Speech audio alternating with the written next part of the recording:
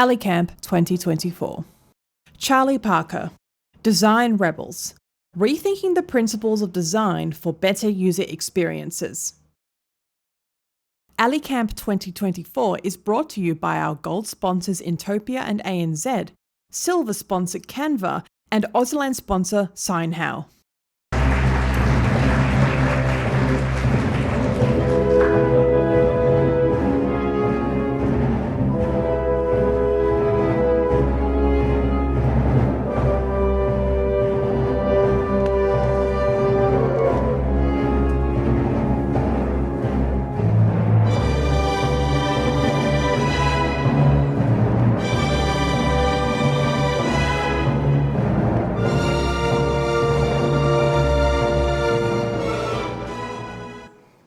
I love a dramatic introduction. And of course, that was the theme from Star Trek. And this is how to put 100 people in a room offside in the first 5 seconds of a talk. And my name is Charlie Parker. And the only reason I do that is because I'm really competitive, and Stuart said it usually takes him about 5 minutes to put people off in a room. How nice is this? How many people here are still fully remote working from home? How nice is it to be outside? I'm not a people person, but I'm quite enjoying it. Okay, now of course that was not Star Trek, that was the Rebel Alliance theme from Star Wars, and this is actually Design Rebels, Rethinking the Principles of Design for Better User Experience. And I'm very aware that we're at that time of day where your Kickstarter coffee is wearing off, your blood sugar is starting to dip from morning tea, and you're probably starting to struggle a little bit to stay awake. So I just wanted to do that little starter to make sure you're all awake and paying attention. Now, before I get into it, there is something that I need to address. Some people may have seen a post on LinkedIn where I promised to pull a rabbit out of a hat. Due to some animal rights issues and problems, there will be no rabbits, there will be no hats. We have bunnies in space helmets, and that's what we're going to have to be satisfied with today. Okay, so when it comes to designing products for humans, we, as humans, tend to feel more legitimized when we give the concepts we use a name. Universal design, inclusive design, accessible design, equitable design, potato, potato, tomato, tomato. But who cares? Do our users actually care? A question for the designers in the room. Do you ever sit in front of your computer screen, get right up close up front, take a big sniff and go, smells like inclusive design. wait, no, I'm getting hints of equitable design. And if I squint, maybe a dash of universal? Of course not, because nobody cares. Users don't care about our labels. They care if it works for them. They care if they can do what they need to do. And can they do it easily? That's all they care about. And that's all that matters. And this is true of all users. So now, before I lose you on the big ideas of labels, let's talk about the 3 big ones that keep popping up in design circles. So universal design, inclusive design, and equitable design. What they are, why do we treat the debate like we're arguing about whether or not cheese is a dessert? And I will be happy to debate people about that in the break afterwards. So come and fight me on that one. Okay, universal design. So universal design is kind of like saying, let's make something that works for everyone straight out of the box. Now, it's the idea that we can create one thing that works for everyone, regardless of age, ability, or situation, which sounds great. But when you really think about it, it's a bit like giving everybody the same pair of shoes, regardless of their shoe size. So sure, a few people will be fine with it, the rest of us will be hobbling and limping by the end of the day. Inclusive design is, on the other hand, says, okay, we know that there's a variety of people out there and they all have different feet. So with that in mind, we'll start to think about making some changes. So we'll give everybody shoes, but we'll maybe add some straps, maybe make some wider sizes, but it's all very broad strokes. It's designing for a range, but not fully individualizing. Equitable design says, forget the average.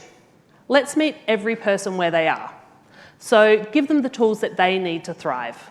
This is like custom fitting a shoe for every person who walks into the store, which is ideal in theory. Everyone gets exactly what they need. And yes, this is the gold standard. But in practice, it can be a little bit more difficult, and sometimes you're building a shoe for a single person, and that can be time-consuming, takes up a lot of resources. So how do they compare? Well, if we follow stereotypes, universal design says one size fits all, inclusive design says one size fits most, and equitable design says let's custom tailor the fit for everybody. And here's the thing, it's nice to discuss these differences. It doesn't actually matter to the end user. Nobody logs into your app and goes, wow, this feels so inclusive. They just care that they can get in and do what they need to do, that they can send their message, that they can pay their bill, or that they can buy their shoes without any friction. So a couple of months ago, my colleague Jacinta and I presented a webinar called To Equitability and Beyond. Now, before we'd even gotten to the potato-tomato of the topic, we got a comment from an anonymous user. My apologies if they are in the room today.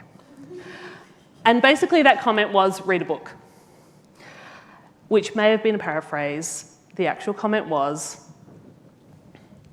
have you ever read about universal design? You haven't referred to the principles or goals, but claim that it is one size fits all without any support, full stop. This isn't true. So you're just reinforcing a stereotype. Recommend reading Steinfeld and others writing on universal design to understand it. Anonymous person. Sir, ma'am, dame. We were only 17 minutes into the webinar. I was probably still introducing myself. So this person may not have written that comment in the tone in which I took it. However, I also have autism, so nuance is sometimes lost on me.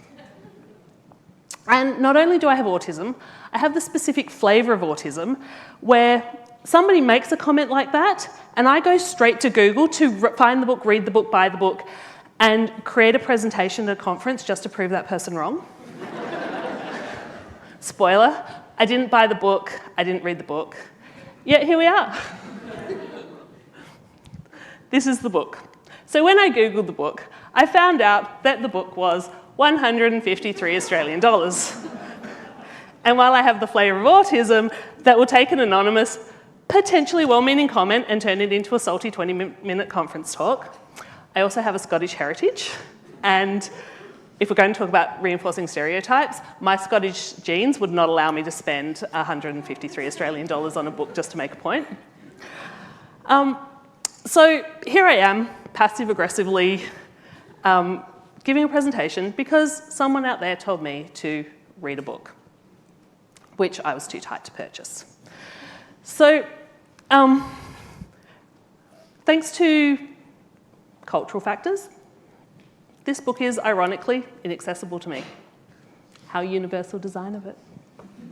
So why do I say that? Well, universal design's philosophy focuses on creating products and environments usable by as many people as possible, but it often falls short when it doesn't account for factors like economic disparity and accessibility of resources. Now, inclusive design would recognise that not everybody could afford a $153 book and would provide multiple access options. So to accommodate for their wide range of users, there might be an audiobook that's more affordable, an ebook that's more affordable, or some summary or open access articles for it. Equitable design would go a step further by tailoring the solution specific to the individual needs. It's not just about providing more options. Equitable design might say a pay what you can model, so everybody can purchase a book by paying what they can afford. Now, don't get me wrong, I'm not throwing shade on the book, it's probably a great book, or even the person who made the comment. Without both, you'd all be at a loss with what to do with the rest of the day, or for at least the next 20 minutes, and you'd probably have succumbed to your nap. I'm also not dismissing the importance of the frameworks. They help guide us, but at the end of the day, all users, whether disabled, neurodivergent, or the average Joe down the street, just want products that work. They don't care about your design philosophy. They care about getting from point A to point B without wanting to tear their hair out. You see, the best design is the one that you don't notice. It's the design that gets out of the way, lets users do their thing, and doesn't require a user manual to figure it out. So whether it's universal, inclusive, or equitable, it doesn't matter as long as it's usable. Which brings me to this. All this talk about universal, inclusive, and equitable design made me think of something and realise that the best design is invisible. It's there when you need it, but you don't notice when it's working. And so I'd like to introduce you to my framework, invisible design. Did I actually create this? No, there's no new ideas out there. Every time you have a new idea, somebody already thought about it 2 minutes before you, and it's already out in the world. But for this presentation, humour me. So the idea behind invisible design is that the user experience should feel seamless. Users shouldn't be thinking about how inclusive or equitable it is. They should simply be able to use it. It just works. So think of the best products that you've used. They don't scream, hey, look at me, I'm so well designed. They just work. Take something like a paper bag. Simple, mine's not. I keep my microphone. I'm quite extra, so I like to be a bit fancy and like to get my paper bag branded to my talk. But a paper bag, it just works. Simple, easy, simple design. Now, I guess if we're talking about invisible design, it isn't about labels or framework. It's about making something usable so it practically just disappears into the background of the user's experience. So I guess under invisible design, that book that I wanted would potentially just be able to fall out of the sky.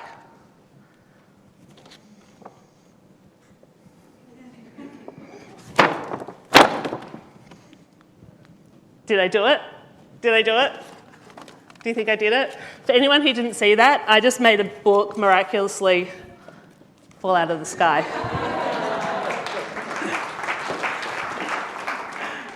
Has anyone read this book? Should we read it now? No, I'm doing things. We'll do that later. All right. Back to the presentation. So, whether you subscribe to universal, inclusive, equitable, or my brand new trademark pending invisible design, it all comes down to one question. Can the user easily achieve what they want to do? And how do we ensure that users can actually do what they need to do? Simple. Get out there and talk to people. When you not only consider people but invite them to the table, I guarantee you'll learn new things. Our ideas are shaped by the world that we've been exposed to and how big or small that world is. I've been in this field for one form or another since about 2009, and I'm still learning every day. Can I recite all of the principles and goals of every framework? Nope. Do I care? Not really. Because to me, these principles are nice to have. Just like the Web Content Accessibility Guidelines. Pauses to watch all the accessibility consultants clutch their pearls. I'm famous for saying that I don't care about the guidelines. Yes, they're important. When I was first being interviewed for my role at Intopia, one of the questions that I was asked was, what's your favourite WCAG criteria? And I was like, none of them. Because to me, they are important, they are a framework, but something can be accessible but not usable. They don't provide the usability that users need. And I feel the same about design frameworks. They're great, but if we get too hung up on being purists of a particular method, we're losing sight of our true goals and responsibilities. Should I understand them? Sure. Should I be aware of them? Absolutely. But in reality, nothing replaces learning directly from real users. So here's something that you might not know. Wheelchair users can experience colour differently. Who knew that one? Got one person, maybe two people. So I was recently doing some user testing on a kiosk, and two of the people that were testing with us were wheelchair users, and this kiosk was at a certain height, and we're talking about reachability and were they able to access things and keypads and things like that. And both of the wheelchair users made interesting comments about the colour on the screen. One user in particular said, "I'm finding it really difficult to read the black text on the red background." And me, sitting off to the side where I was, looked at the user, looked at the yellow screen with the black text, looked at the wheelchair user again and was like, thinking to myself, do they have some sort of colour blindness, some rare... No, they didn't. I moved over to where they were sitting.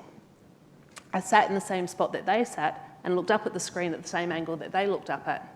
And because of the way screens and monitors work, when you look up, those colours are different. And to that user, that background was red with black text. Who knew? I didn't. I do now. So, 5 minutes. So we can debate over frameworks, methodologies, or principles all day. But at the end of the day, our job is simple. Design products that work for everyone, and to do that, we need to learn from the people who use them. Should we care about design labels? Sure, they can help guide us. But do users care? Not at all. They don't know. They just know when something works for them. And they want to do things without friction and without frustration. And that's where invisible design comes in. The best designs are the ones you don't even notice because they serve your needs effortlessly. Like magic, they're just there when you need them. Thank you, everybody. AliCamp 2024.